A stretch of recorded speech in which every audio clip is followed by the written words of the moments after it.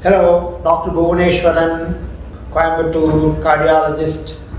And இப்போ இன்னைக்கு உங்ககிட்ட வந்து நெகிழியை பற்றி பேச போகிறேன். என்ன சார் நெகிழி? நெகிழி அப்படின்னா நத்திங் பட் பிளாஸ்டிக்ஸ். இதில் என்ன பார்த்தீங்கன்னா பல இடங்களில் வந்து நம்முடைய உணவுப் பொருட்கள் சூடாக சாம்பார், சட்னி மற்ற எல்லாத்தையுமே பிளாஸ்டிக் பையில் வந்து போட்டு கொடுக்கறதையே எல்லாம் இப்போ பார்க்குறோம். பிளாஸ்டிக் டப்பாவில் போட்டு கொடுக்குற பார்க்குறோம்.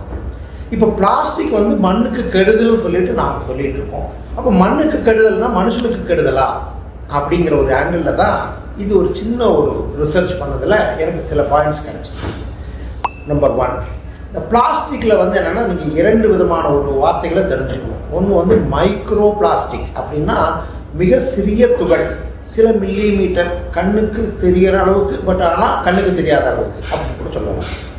நானோமீட்டர்ஸ் அப்படின்னா கண்டிப்பாக கண்ணுக்கு தெரியாது, மிக மிக சிறிய பிளாஸ்டிக் துகள்.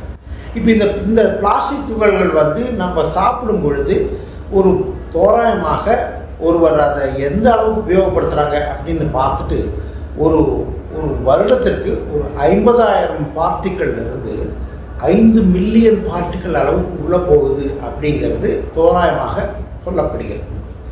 அப்போது இந்த பிளாஸ்டிக்னால் நமக்கு ஏதாவது ஒரு பிரச்சனை வருமா, கெடுதல் வருமா அப்படின்னு அதுக்கு ஒரு ரிசர்ச் இப்போ ரீசெண்டாக பண்ணியிருக்காங்க. மைஸ், அதாவது என்னென்னா எலிகளில் தான் எப்போவுமே எல்லா ரிசர்ச்சும் பண்ணுவாங்க. அந்த எலிகளுக்கு இந்த பிளாஸ்டிக் பார்ட்டிகல்ஸை கொடுத்து பார்த்ததில் அந்த எலிகளுக்கு அதனுடைய ஈரல், அதனுடைய சர்க்கரை அளவு, இது போன்ற உடம்பை உள்ளே இருக்கின்ற உறுப்புகளை பாதிக்கிறதுக்கு ஒரு பாதிப்பு வருது அப்படின்னு அந்த எலிகளில் கண்டுபிடிச்சிருக்காங்க. என்ன சார் சொல்கிறீங்க, எலியில் தானே கண்டுபிடிச்சிருக்காங்க அப்படின்னு. எல்லா பரிசோதனைகளும் எலியில் தான் முக்கியமாக ஆரம்பிக்கும்.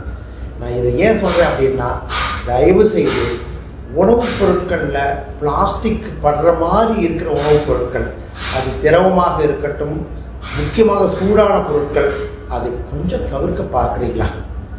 பார்க்கறதுனால இன்னும் சில வருடங்களில் கண்டிப்பாக இது மனித அளவில் நிரூபிக்கப்பட்டு அப்போ வந்து நம்ம நிறுத்துறதுக்கு வேலை இப்போவே நிறுத்துங்க.